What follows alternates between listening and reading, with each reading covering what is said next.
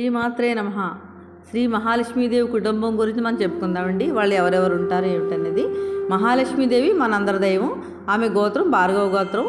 తల్లి పాలసముద్రం, తండ్రి భృగు మహర్షి, తమ్ముడు చంద్రుడు, కోడలు సరస్వతి, భర్త శ్రీహరి, పుత్రుడు ఆనందుడు, కర్దముడు, శక్తుడు. ఈ ముగ్గురు ఋషులు. కృతయుగంలో ఈమె పేరు శ్రీ మహాలక్ష్మి, భర్త శ్రీహరి. త్రేతాయుగంలో ఈమె పేరు సీత, భర్త శ్రీరామచంద్రుడు. ద్వాపరయుగంలో ఈమె పేరు రుక్మిణి, భర్త శ్రీకృష్ణ పరమాత్ముడు. కలియుగంలో ఈమె పేరు అలర్ మేర్ మంగ. అలర్ పుష్పాల యొక్క మేరు, పైభాగంలో కనిపిస్తూ దర్శనమిచ్చిన మంగ కన్నె. ఈమె పేరే పద్మావతి. పద్మాలలో దాగి పుట్టినది ఈమెనే అలమేలుమంగ అన్నారు. భర్త శ్రీ వెంకటేశ్వరుడు.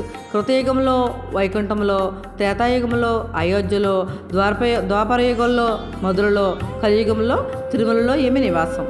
శ్రీ మహాలక్ష్మీదేవియే నమః.